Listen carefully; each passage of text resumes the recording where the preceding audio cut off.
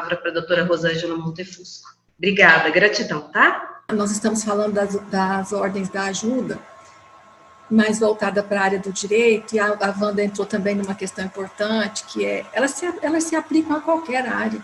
Uma pessoa se move por esse paradigma, por esse modo de pensar, por esse padrão de comportamento, ou não. Quem se move encontra um caminho, encontra um resultado, encontra um fluxo. Quem não se move, encontra outro. Tem um certo e um errado? Nós nunca vamos saber. Nós só sabemos que um é mais leve e o outro é mais pesado. Alguém que se move por algo mais simples, mais comum, mais humilde, tem uma vida mais simples, mais comum, né? E quem procura se mover por problemas, por dificuldades, por julgamentos, por críticas, né, por intenções, certamente ela vai passar muito tempo tentando vencer batalhas. Então, a diferença aí que eu vejo também entre os advogados é quem se move pela conquista, por vencer, e quem se move por convencer. Nós, dentro dessa perspectiva do pensamento sistêmico, nós entendemos que a verdade é aquela que se faz no momento da convicção. Ela não é resultado de uma luta ou de uma batalha que alguém vence, mas ela é resultado do convencimento de muitos. Ela se prova por convencer. Então, quem se move aí por convencer, por trazer argumentos, convencer, sem a intenção de participar daquilo, mas simplesmente de ser um agente que gera a convicção, ele não faz parte do conflito. Aquele que quer vencer, ele faz parte do conflito. Ele toma para si o conflito do outro. E aí imagina esse advogado que traz para si a luta de todos os seus clientes. Ele entra em batalhas, muitas vezes batalhas perdidas, que ele sabe desde o início que é uma batalha perdida, mas ele entra na batalha. E aí a batalha passa a ser dele. E às vezes eles se apegam tanto às batalhas que eles depois não permitem nem que os clientes deles desistam das batalhas.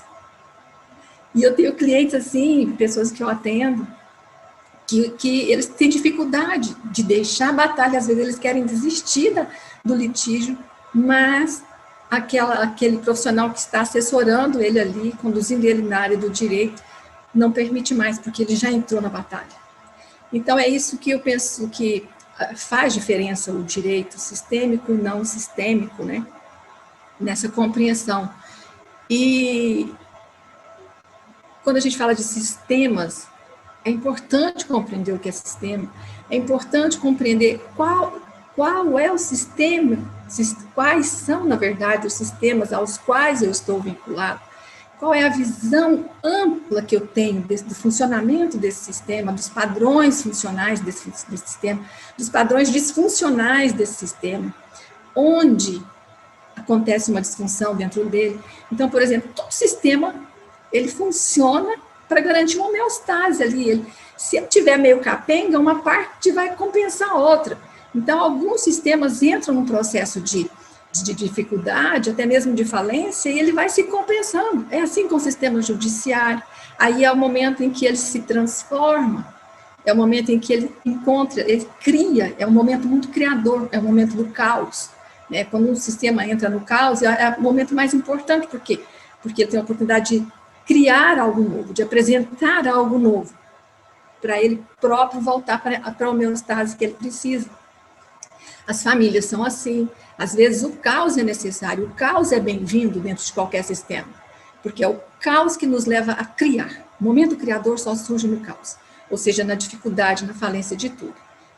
E aí eu vejo isso acontecendo no sistema judiciário, e quando eu ouço um profissional, né, que tem uma função, que ocupa uma função em um cargo como o da Wanda, que tem a função de julgar na questão da aplicação da lei, de compreender a lei, como a lei foi criada e como ela se aplica àquele caso, e como, é o que ela diz, como ela se aplica a determinados casos. Porque nós não vamos ter lei para modular todo e qualquer comportamento humano, né, gente? Nós temos alguns dispositivos e cabe ali a essa função do juiz fazer esses ajustes. Ele tem esse parâmetro para resguardá-lo, que é a lei. Mas ele precisa usar da visão de mundo que ele tem, da amplitude do conhecimento. Por quê? Porque ele também precisa convencer, porque, na verdade, aquilo que vai acontecer ali de mais eficiente não vai ser dado por ele, mas pelas pessoas que estão envolvidas, pelas relações que estão envolvidas ali. Quando o resultado sai das relações, acontece ali uma cura naquele comportamento, ou seja, é um momento criador. Quando se consegue chegar a eu estou falando aqui também do lugar do mediador, quando se chega a esse resultado, significa algo novo foi criado, um movimento novo foi instalado e aquele caos desaparece. Dá-se início, então, a um novo movimento. E assim a vida e os sistemas vão se recriando todo o tempo. É a partir desta compreensão, desse momento de criação, que surge do caos, que surge da necessidade, que surge do litígio, que surge do conflito, que a vida muda, que ela avança. E aí eu digo, quando nós vamos ao médico, as nossas possibilidades de sobrevivência têm a ver com a visão de mundo daquele médico, que eu acho que é um pouco o que a Amanda chama de mapa. Quanto aquela pessoa que está ali consegue vislumbrar na amplitude aquilo que acontece com o cliente, com aquela pessoa que está diante dele. Quais as conexões ele consegue fazer, né, das queixas que ela apresenta e como encontrar soluções. Então, a pessoa que encontra soluções eficientes, ela busca solução no próprio sistema. Então, o médico busca solução no próprio paciente dele, porque ele só tem um recurso ali, é aquele corpo que ele tem, que vai ter que agir, vai ter que funcionar, vai ter que reagir, mas ele precisa mudar o modo de compreender as coisas para que aquele corpo volte a funcionar direito. Então, quando ele tem essa visão, aquela pessoa que está com aquele problema tem mais chance. Se ele não tem, ele pensa. Quando o médico não tem essa visão, esse é o limite entre a vida e a morte. Para alguém. Então, a compreensão sistêmica, gente, não é uma imposição, ela é algo que convence pela simplicidade que é, e que ela nos afasta da dificuldade que é. Ela é tão simples de compreender, mas é tão difícil de fazer porque ela é mais difícil, porque ela exige a participação de todos, porque ela exige desapego, porque ela exige desprendimento, porque ela exige a criação. Então, por isso ela é difícil. Mas compreender é simples. E aí, quando a Wanda traz Confúcio, 340 anos antes de Cristo, né, que era contado de trás para frente, e a gente lê Confúcio, você vê, o que nós fazemos na compreensão sistêmica é simplesmente voltar ao que Confúcio já falava. Todos os princípios de Confúcio eram baseados na verdade, na honra e na dignidade. E a partir dessa compreensão, ele conseguia regular, né, ou criar um padrão de comportamento que fosse humanamente compatível com a vida humana. Olha isso que eu estou dizendo. O que a compreensão sistêmica nos faz? Ela torna o humano humano. Ela nos lembra o que significa sermos humanos, na simplicidade de ser humano. Sem ideias, sem interesses, sem julgamentos, mas entendendo que somos finitos. A Wanda diz, você sabe que você vai morrer? Se todos nós lembrássemos da finitude humana, ninguém perderia uma hora do dia e da vida que tem se envolvendo em conflitos desnecessários. Mas nós não entendemos, nós perdemos essa dimensão da vida humana, até temporal. Então, nós precisamos voltar ao humano do humano. Então, o que eu vejo mais interessante, que tem mais poder de convencimento no pensamento sistêmico, é ele colocar cada um individualmente dentro de um contexto mais amplo, dentro de outro contexto mais amplo, você vai percebendo que a sua vida, as suas ações, as suas decisões respingam em pessoas que nem nasceram. A escolha do parceiro resulta no nascimento de uma pessoa com um determinado destino, né? Então, quando eu percebo, eu quero casar, muito frequente as pessoas terem um desejo assim, eu quero casar. O que significa isso? Olha isso dentro de um contexto. Eu quero ter filhos. Então, quando alguém já começa a fazer isso sem compreender que esses desdobramentos vão resultar em algo lá na frente, ou então, alguém que decide separar os filhos do pai ou da mãe, sem entender o que vai acontecer com aquela pessoa lá na frente, sem olhar para os desdobramentos daquela criança. Por isso, a compreensão sistêmica, ela me responsabiliza com aqueles que me deram a vida lá atrás, porque eu entendo que aquilo que eu tenho aqui hoje também se compromete com meu pai e minha mãe. Eu devo a eles honra, eu devo a eles dignidade, eu devo a eles respeito, eu devo. Ai, que coisa absurda, eu devo. É simples assim. É simples, eu posso dar, eu posso não dar. Mas eu devo a eles, porque eles me deram algo importante, em troca de pouco. Na verdade, as famílias têm poucos valores e princípios inegociáveis. Os pais são muito flexíveis. Só alguns valores são inegociáveis. Então, nós devemos isso para quê? Para pertencer àquele grupo. Porque se eu sair aqui e fizer algo totalmente contrário ao que meu pai tem como princípio na família dele, meu pai pode sim me tirar de lá. Porque eu devo algo para pertencer àquele lugar. Não, eu não quero. Então, tem consequências. Para você, para os seus filhos, para os seus netos, para os seus bisnetos. Mas eu posso negociar valores lá. Eu posso negociar eu posso acertar dentro daquele conjunto, daquele princípio de valores, daquele sistema dos quais eu vim. Aquilo que é negociável, posso. E aquilo que não é negociável e eu quero fazer, eu assumo as consequências. Eu vou dizer, meu pai, eu sei que o senhor não vai compreender isso agora, mas vai chegar um momento que talvez o senhor compreenda. Eu só espero que o senhor confie. Porque na hora que eu tomo essa responsabilidade, nessa relação dentro do próprio sistema, existe aquilo que se chama de confiança, o passo é dado com mais segurança também. Então, eu não preciso me arrancar da minha família, eu não preciso me desprender da família. Eu posso simplesmente pedir que eles confiem no passo diferente que eu estou dando. Aí, eu assumo, é pesado isso? Demais, melhor que todos me abonassem, me abençoassem. Mas tem alguns passos, gente, que a gente vai entender que nem sempre vão fazer parte da compreensão daqueles que ficaram, e nós temos que ter respeito e humildade para entender isso. Alguns eu vou ter que assumir as consequências por eles. E é certo que cada geração assuma as responsabilidades e os compromissos da sua geração. Assim como meu pai assumiu as dificuldades dele, se viu mal com o pai dele, eu preciso assumir da minha geração. Mas eu posso fazer isso de um jeito mais leve. Isso me mostra o quanto uma pessoa se move com humildade e com essa compreensão sistêmica. Alguém que faz isso dentro do próprio sistema, que começa o caminho dele, de dentro do sistema nuclear dele para fora, nesta postura, ele vai ser assim como médico, como juiz, como advogado, como mediador, porque é uma postura. O que a Wanda citou muito aqui para a gente é postura, é como eu vejo, é como eu sinto, é como eu faço, é como eu sou, é aquilo que eu sou.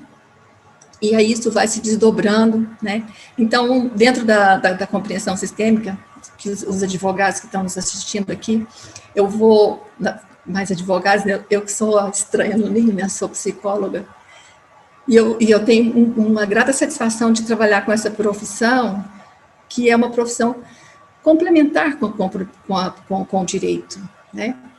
Nós estudamos o mesmo objeto, que é o comportamento humano.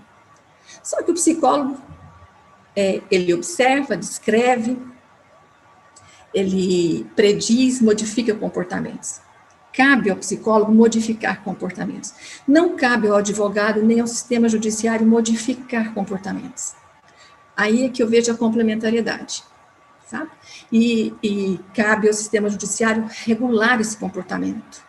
Aquele comportamento que é minimamente necessário para a convivência humana em sociedade. Ele faz isso, ele regula isso. Mas quem modifica? Psicólogo. Agora, olha o que tem de bacana no pensamento sistêmico, entrando aí como uma prática na percepção, né, no campo de visão dessas pessoas que trabalham, os operadores lá do direito e da lei. Ele pode modificar comportamentos e ele pode transformar uma audiência num momento terapêutico. Ele pode. Quando ele faz o quê naquela hora? Quando ele convence uma mudança, uma ampliação do campo de visão daquelas pessoas que estão envolvidas. Quando aquelas pessoas se sentem motivadas e corajosas a assumirem as consequências pelas suas decisões e as responsabilidades que lhes competem diante deles, diante do grupo familiar dele e diante da sociedade. E quando isso se transforma no modo novo de viver, naquilo que a Wanda disse, quando o novo se mostra, quando o novo emerge de uma audiência, quando ao final de uma audiência, o momento criador, ele é pleno, e as pessoas saem de lá pensando, putz, como que eu fiz isso, né? E aí, a partir daquele momento, ele ali sai uma nova pessoa. Esse momento é um momento terapêutico, que é o que os psicólogos fazem quando trabalham com a modificação de padrões comportamentais. Então, vejo um ganho imenso para os profissionais, para os clientes, para as pessoas que precisam desse trabalho, para quem precisa acessar o trabalho de um advogado, isso é essencial. Então, voltando ali, eu quero resumir um pouquinho essa questão das ordens da ajuda, depois para a gente ter tempo de entrar nas provocações da Wanda, mas eu quero dizer, todo e qualquer advogado, todo e qualquer profissional, ao entrar em uma demanda que não é sua, ele deve entrar somente quando a pessoa pede. Ele deve prestar o serviço do tanto que a pessoa pede, do tanto que ele pode. Ele tem que ter clareza do quanto ele pode oferecer para aquela pessoa. E ele tem que entrar sem intenção, sem julgamento e sem amor nenhum. Aí essa é a parte mais contraditória da questão pelo menos para mim foi no começo, dessa compreensão. Hoje é muito simples, mas quando a gente começa a falar do pensamento sistêmico, a gente pensa, como que eu entro sem amor? Eu não posso defender causa. Quem defende uma causa não pode entrar em demanda nenhuma. Ele tem que ficar antes da demanda, ele tem que ficar defendendo lá. Agora, aquela pessoa que vai apresentar, ele não pode defender a causa. Senão ele entra com amor, e aí ele não permite que o movimento aconteça. Na verdade, ele vai impedir que o movimento contrário ao dele, que fere os interesses dele, os sentimentos de amor dele, aconteça. Então, o advogado não pode ter amor à causa. Nenhum. Ele tem que entender aquela causa, como a Wanda bem disse, ele precisa deixar que aquilo aconteça para o bem dos envolvidos, e não de um só. Não é uma ou outra parte. Nós vamos receber os processos assim, como partes, como pessoas envolvidas, mas ali existe uma única demanda. E entender essa demanda, e depois compreender as relações que ela estabelece no todo, e encontrar uma solução eficiente durante o processo, sendo esta solução eficiente aquela que emerge das discussões, aquela que emerge da compreensão daquelas pessoas, é um grande desafio do sistema judiciário a partir desse pensamento sistêmico. Olha, só da gente ouvir já dá para perceber o quanto ele fica mais leve e o quanto os profissionais ficam mais saudáveis. Porque eles são simplesmente pessoas que mediam uma comunicação disfuncional, inadequada, padrões de comportamentos que não conversam entre si e que eles podem chegar numa solução, eles podem chegar num resultado que seja eficiente para todos eles. Então, esse é o grande desafio da compreensão sistêmica, gente. Eu acho que no sistema judiciário, e eu vejo, assim, avançando, e aí, Wanda, quando você faz assim, essa pergunta, será que não é uma exigência que ande mais depressa? Aí eu me lembrei da nossa conversa anterior, no começo, assim, que eu disse, Wanda, tem hora que eu penso assim, será que eu vou ter idade para ver essa coisa funcionar, né? A minha urgência, a minha necessidade de ver, sabe, assim, que isso pode acontecer de uma forma mais ampla, que pode, assim, alcançar mais pessoas e mais compreensões. Então, eu me vi aqui, né, me rindo comigo mesmo, falei assim, olha a cacetada que eu levei. Talvez não há tempo. Por quê? Porque você vai morrer, Rosângela, você lembra que você vai morrer? Eu vou morrer. E aí, o que vai acontecer? Nós vamos deixar para que outros sigam? O que a gente pode fazer, gente? É convencer com as nossas atitudes, com a nossa postura, com o nosso modo de ser, com a nossa compreensão, que outras pessoas venham e acreditem, e se sintam convencidas e entendam que é mais simples. É só mais simples. Tudo bem, mas é bem mais difícil. No começo. Mas quando você reduz a demanda, quando você reduz o tempo de sofrimento, você vai ver que é bem mais simples. Então, é isso que, assim, eu não quero demorar muito também, porque a gente precisa discutir os temas aqui, né? E eu quero só deixar para vocês, assim, só ressaltando mesmo, vou falar de novo para realçar. O que o pensamento sistêmico faz? Ele lembra o humano do humano. E é simples quando isso acontece. Porque isso retorna às nossas origens. Ainda que contrarie os nossos interesses, mas você consegue perceber que aquilo é real, que é verdade.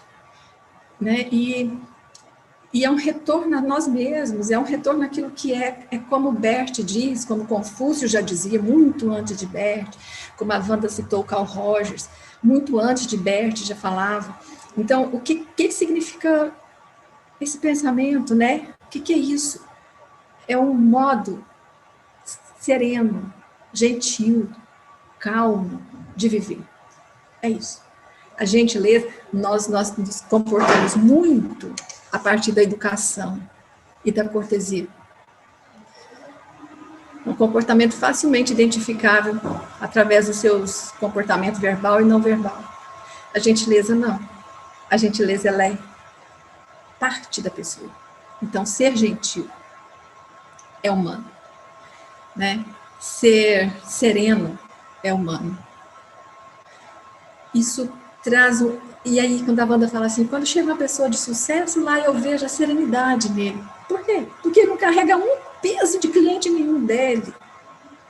Ele não tem uma luta. Ele tem pedidos, demandas que chegam a ele, que ele precisa levar por convencimento. É preciso convencer.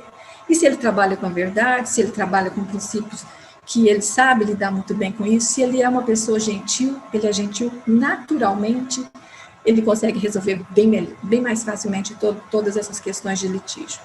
Então, não fale mal do conflito, porque o conflito só acontece quando um sistema está em falência, o caos se instala, e o conflito é o momento de criação, é o momento que oportuniza a criação.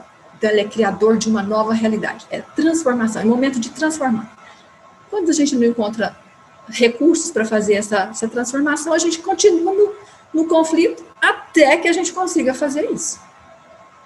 Até que alguém consiga nos ajudar a sair do conflito, ou até que, por nós mesmos, pela idade, pelo cansaço, a gente consiga voltar lá no começo e ser humilde, né? O que deveria ter sido lá no começo. Aí a humildade vai nos dizer, chega, você viu que não deu por aí. Então, fica aqui, eu vou terminar aqui, né? Lembrem aí que a questão principal, em qualquer profissão, especialmente nessa, é sem julgamento, sem intenção, sem amor.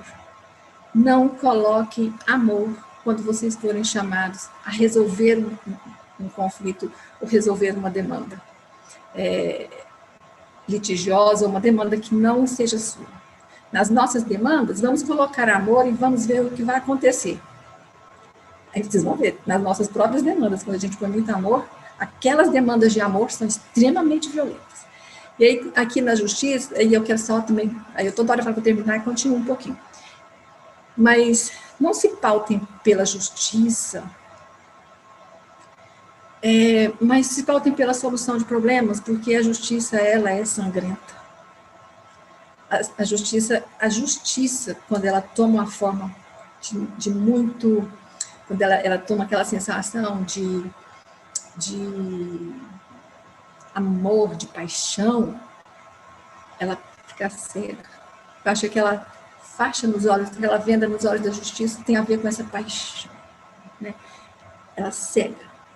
Mas, na verdade, nós devemos cegar para resolver, não ver para a gente resolver sem ser parcial. Ou seja, o que nos interessa sempre é o resultado final, é o contexto, é o bem-estar de todos. As pessoas erram? Uhum. E quem erra precisa sofrer os efeitos da lei? Uhum. Porque nós somos sistêmicos, nós vamos liberar todo mundo e perdoar todo mundo? Uhum. De jeito nenhum. Porque as pessoas erram. E todo ser humano comete equívocos e ele precisa ser regulado pela lei. Não pela justiça, não pelo julgamento, não pela crítica. Mas a lei serve para isso. E a lei é branda, gente. Pesada é o julgamento. A lei ela é aceitável na nossa condição humana. O julgamento é mais pesado. E eu vou dizer mais uma coisinha rápida para vocês que estão me ouvindo. Existe uma demanda implícita em todos os conflitos. É o restabelecimento da dignidade, da honra e do respeito. Essa demanda não é pedida, mas ela é implícita em todos os conflitos.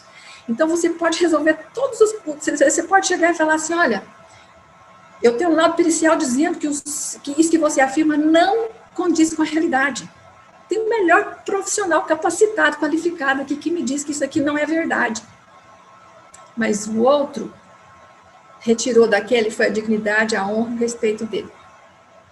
Então, para quem trabalha nessa área, gente, se isso for possível ser escrito, se o juiz escrever, que quando o fim ali ele restabelece a dignidade daquela pessoa,